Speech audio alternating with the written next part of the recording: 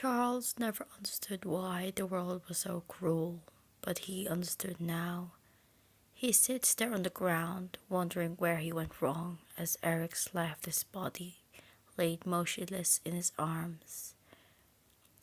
His blood gushing out, staining Charles's hand, and with his last breath, he only spoke the last few words that Charles would never forget.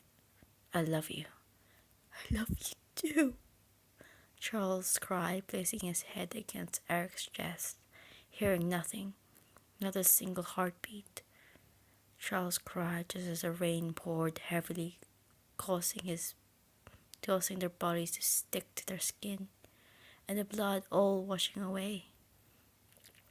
The memories now all flooding back to him, and each one calling to him, wanting him to let go, but he couldn't, for it wouldn't be the same. Nothing else could replace Erik. No one will. The rain continued to fall as Charles held Erik tighter in his wet arms, his tears mixing with the rain, his body shaking now, and there was nothing he could do to return to the good old days. Erik was all he had since his mother died. His stepfather and stepbrother abandoned him, and Revan went abroad. The days of old were a thing of the past, and probably it would be for the best. But Charles wasn't sure if this was what he wanted. "You promised me you'd never leave me. You promised you'll be mine forever.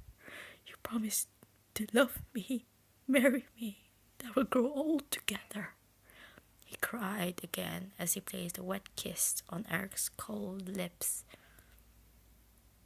Nothing. Charles cried again. He screamed loudly in the middle of the road where it all happened. He and Erik were just driving home. They were happy and prosperous, but something happened. 3 men came out of the corner. From the corner. Then it was all a blur. 2 held Erik by the arms, a knife through his throat. Erik struggled, and so did Charles. A knife through his throat. Erik struggled, and so did Charles, but it was too late. A slash and a stab. Stab. Stab. Blood. Erik. Erik falling. Erik falling.